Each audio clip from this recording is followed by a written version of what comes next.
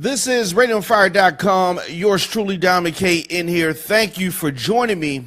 It's the Don McKay Morning Show. New episodes streaming daily, 9 a.m. Broadcasting from the Radio on Fire studios here in Baltimore, Maryland. Today's broadcast brought to you in part by the upcoming reality show Chase the Dream Baltimore.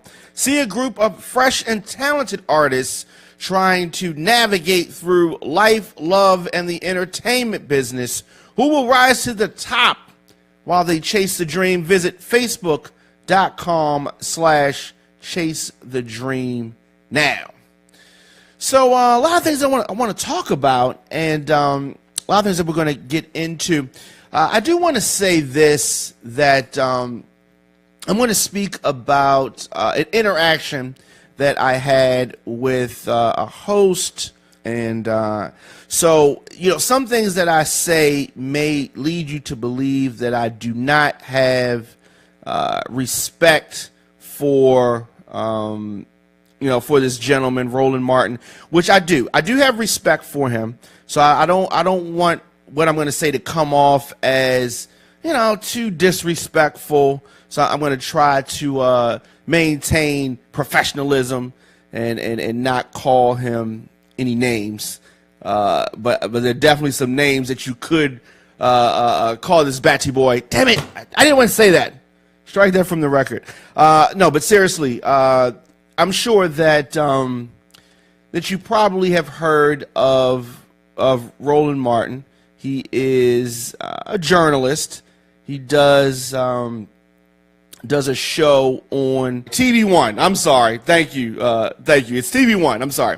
Some of the messages that are put out there are not exactly the best, but generally speaking. So that's Kathy Hughes.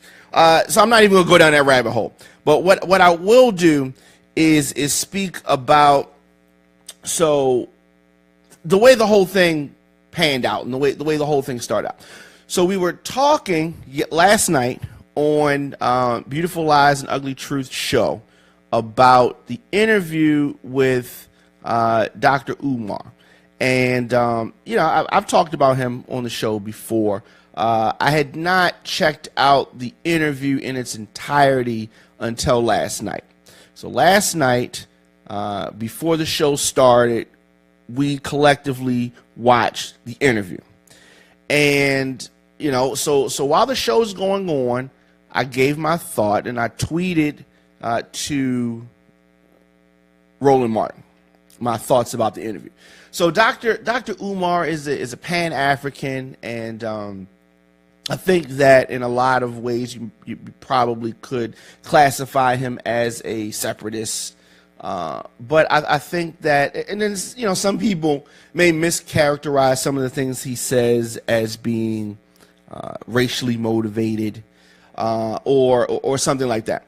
But the bigger message that he has is that as black people, as African American, whatever classification you want to put on the beginning of that, that we have to link together in order to move forward, and we got to tighten things up. I agree with that.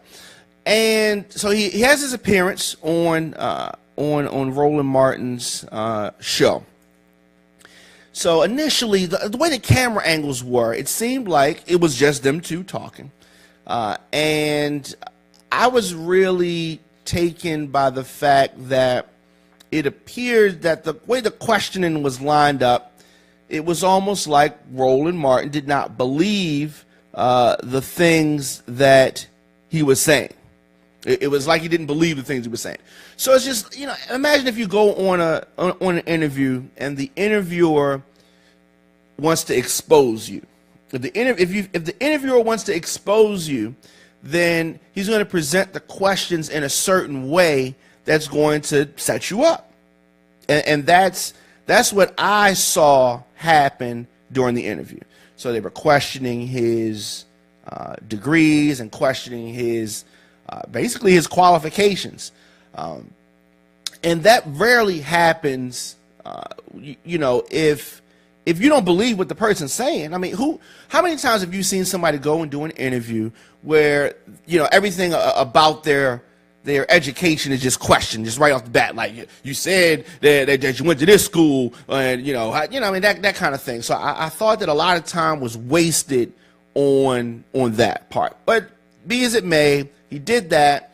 He answered it well. And initially, I thought that Roland Martin was setting up the pins for Dr. Umar to knock him down. But that's not what happened. That's not what happened. And as the interview continued, you saw that he had a panel of black people that were there to try to make Dr. Umar look bad. And the comment that really, I think, set things off and caused things to go to the left was a statement that Dr. Umar has made before, which is that he did not feel that black men should marry outside of their race, considering the state of the black home. And so, of course, there was the great men that have married white women.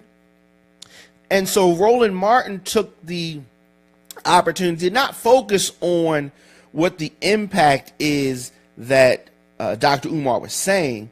He tried to focus on, why would you say that, they should marry white people and white women, and why can't we include more white people in this fight? So, I mean, I get that philosophy per se, because you have white people that have been involved in the civil rights movement. You have white people that have been helpful in struggles and have sympathized with struggles. So I get that part. But I thought that too much time was spent on trying to get him down this rabbit hole to name.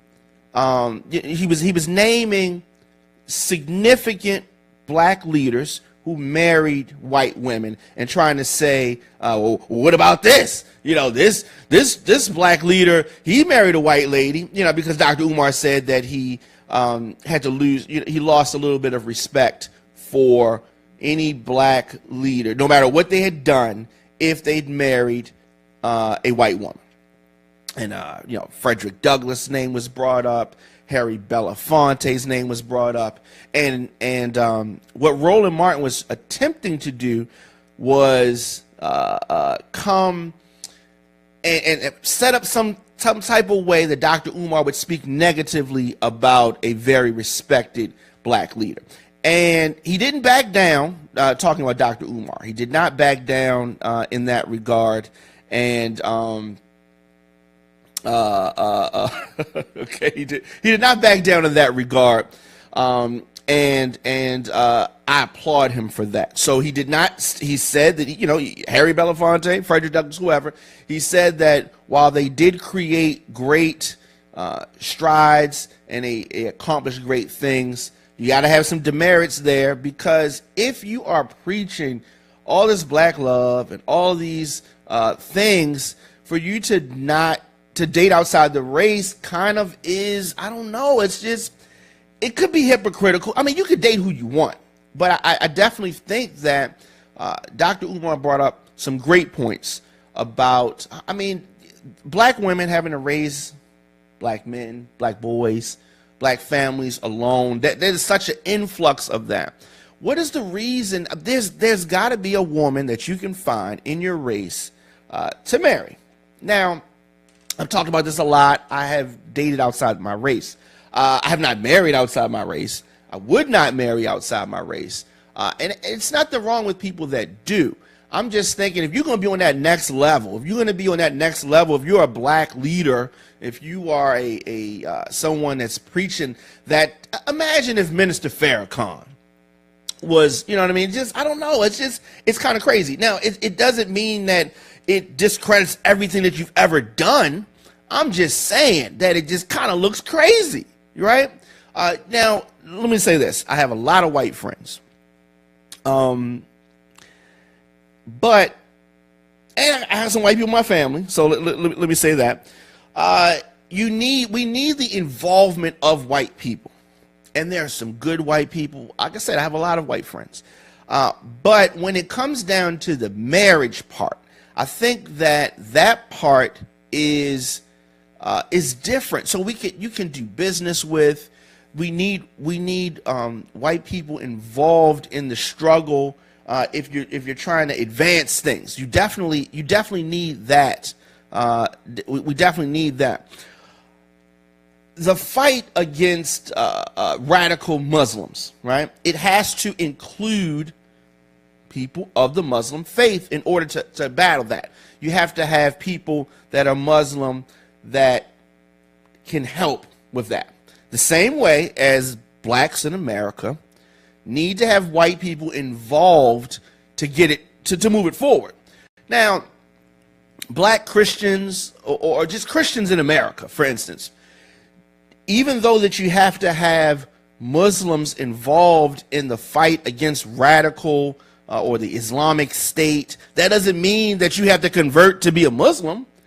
That just means that you need to work with the Muslims in order to battle, to battle the radical Muslims.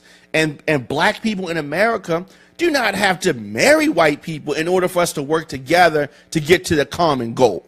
That's my point. So I understand that. Now, the way that Dr. Umar comes off, it can be radical to some of the folks, and so some of the people in the chat room and some of the people I see on Facebook is talking about the I guess what Roland Martin represents, and so it's interesting, and I don't really want to focus on the gay agenda part of all this. I more so want to focus on just black, white, that type of stuff. So what happened is that during the show last night, like I said, during Beautiful Lies and Ugly Truth, during that show, while the show is going on, I felt the need to, and I will do this, and I go back and forth with a lot of people online, so-called celebrities. I've gone back and forth a lot with people, so I have no problem calling somebody out and saying what you want to say. So what I did say to Roland Martin was that I told him I was very disappointed how Roland Martin and his black panel attacked Dr. Umar. You never do that to white people. Shameful. That was my tweet to him. I said that. After that, I didn't think nothing else about it. I did not. I got it off my chest. And he chose to respond, and he said that you have never watched the show. Stupid. Stop with the stupid tweets. So at that point, I had to, I showed the show. I was like, okay, so he wants to go back and forth, and so he has something that he wants to say, right? And so we go back and forth, and we exchange some things back and forth, and he's got his little words to say, and I have my words to say. Now, he says, I feel that an interview, and I do a lot of interviews, I think that an interview, you should give a platform for the person to state their views. You can give your views, but when you line things up to try to make them look bad purposely, what is your real point? It's amazing that we have some people that sit on TV and try to do this, and so he talks about how he had interviews with Richard Spencer, who is a white nationalist and clearly a racist. They had an interesting discussion. The Roland Martin, he's given, I guess, honest thoughts about Donald Trump, and honest thoughts about Hillary Clinton, Bill O'Reilly. And I don't necessarily disagree with him in regards to those topics. But topics that are more close, when you start talking about the way that black people are treated, I think that kind of lose along the way. So what was really interesting is that, and I didn't notice this initially, but I was talking about he's not objective. I told him that he's not objective. He was not objective during the interview with Dr. Umar, and he took offense to that. And I asked him, who put you up to this, brother? Like, what side are you on? Like that type of thing, because I knew that was going to touch a nerve. And so he said that was a flat out lie. And as I said, he referenced some other things. But what he ended his tweet with was he said, "Boy, bye." No, I want to make sure you heard me. I said that Roland Martin said to me, "Boy, bye." And then I had to stop and I scratched my head and I said, "What? He's a homosexual. Only girls and gay people talk like that." So I'm like, why am I even going back and forth with this member of the LGBT community? And I realized that there was no need for me to continue to go back and forth with this with Roland Martin. So that's what it is. He said that he is subjective, and that I need to know the difference between being subjective and objective. And I explained to him clearly that I do know the difference between the two. So, so he said his thing, I said my thing. I don't think that there's any need to go any further, but I definitely wanted to share with you guys that. And am I wrong? Please let me know. Let me know your thoughts in the comment section. Instagram, Facebook, Twitter, at the Don McKay Show, at Radio on Fire. I'm sure that I'm going to touch on this sometime again. And okay, so all right. So Curtis, I do want to read Curtis. So Curtis Lee said that they know that Dr. Umar does not believe in involving white folks in our business. Dr. Umar does believe that, at least it appears that way. But, I disagree with that part. I think that we are the minority in this situation. So we need to tighten things up. But I think that we do have to involve white people in what's going on. But that doesn't mean we have to marry them. That we need to keep the black family intact. But we are going to need allies to combat this very intense struggle. Definitely. And different things are involved. So if you're in the minority, different rules apply to you than apply to the people who are in the majority. So you can't say, well, look at them, they do this and we do that, because the setup is different. If you have somebody that's trying to lose weight, and so my weight has fluctuated, I am trying to lose weight right now. If you have someone who's trying to lose weight, right? And then you contrast them with someone who's a bodybuilder, right? The bodybuilder eats 6 meals a day sometimes, right? And at different times and different types of meals. A person who's trying to lose weight and a person who's trying to maintain muscle mass have to do different things. The person who's trying to lose weight can't say, look, well, the guy who's trying to build muscle mass and maintain it, he's doing something different. I got to do what he's doing. You got to worry about what you have to do. And your methods are going to be different. We as black people have to stop focusing on the strategies of other people, getting bogged down by that, and just implement what's necessary for us, because we have different sets of challenges. That's all that I'm saying. Antoine, hilarious. It's definitely we don't have to worry about Roland Martin whipping my ass. That's hilarious.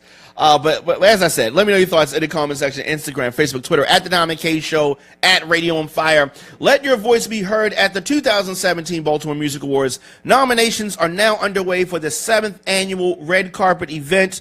all Baltimore artists and DJs and radio shows and radio stations are eligible. Visit BaltimoreMusicAwards.com to enter your choices before October the 9th.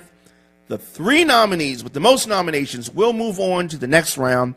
Finalists in every category will be announced Wednesday, October 11th, live on the Diamond K Morning Show and on BaltimoreMusicAwards.com. So get those nominations in. So I want to make sure people understand this. There's a nomination period, and then there's a finalist situation.